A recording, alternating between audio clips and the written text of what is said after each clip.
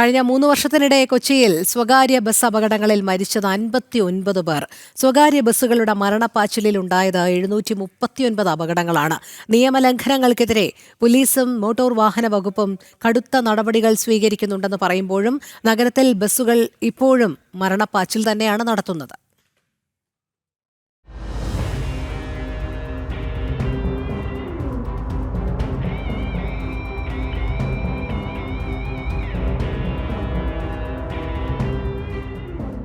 സ്റ്റോപ്പുകളിൽ നിർത്താതെയും overtake ചെയ്തും കൊച്ചിയിൽ സ്വകാര്യ ബസ്സുകൾ നിയമലംഘനങ്ങൾ നടത്തി ചീറിപ്പായുമ്പോൾ നിരത്തുകളിൽ പൊലിയുന്നത് നിരപരാധികളുടെ ജീവനാണ്. 2023 23 പേരും 2024 20 പേരും 2025 16 പേരും സ്വകാര്യ ബസ്സുകളുടെ മരണപ്പാച്ചിലിൽ മരണപ്പെട്ടു. ഏറ്റവും കൂടുതൽ സ്വകാര്യ ബസ് അപകടങ്ങൾ ഉണ്ടായത് കഴിഞ്ഞ വർഷമാണ്. 271 സ്വകാര്യ ബസ് അപകടങ്ങളാണ് പോയ വർഷം മാത്രം ഉണ്ടായത്. നിയമലംഘനങ്ങൾ കണ്ടെത്തിയതിനെ തുടർന്ന് സ്വകാര്യ ബസ് ഡ്രൈവർമാർക്കും ജീവനക്കാർക്കും 2025 മാത്രം ചുമത്തിയത് 97.65 കോടി രൂപയാണെന്ന് അസിസ്റ്റന്റ് പോലീസ് ട്രാഫിക് കമ്മീഷണർ സമർപ്പിച്ച റിപ്പോർട്ടിൽ പറയുന്നു.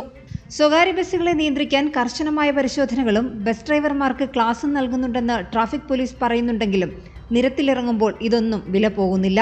സ്റ്റോപ്പുകളിൽ നിർത്താതെ ഗതാഗത തടസ്സമുണ്ടാകുന്ന രീതിയിൽ ബസ്സുകൾ നിർത്തുക, ഒരേ റൂട്ടിലോടുന്ന ബസ്സുകൾ തമ്മിൽ ഓവർടേക്കിംഗ്, അമിത വേഗത എന്നിവ നിയന്ത്രിക്കാൻ പരിശോധനകളുണ്ടെങ്കിലും സ്വകാര്യ ബസ്സുകൾ നിരത്തുകളിൽ നിയമലംഘനങ്ങൾ തുടരുകയാണ്.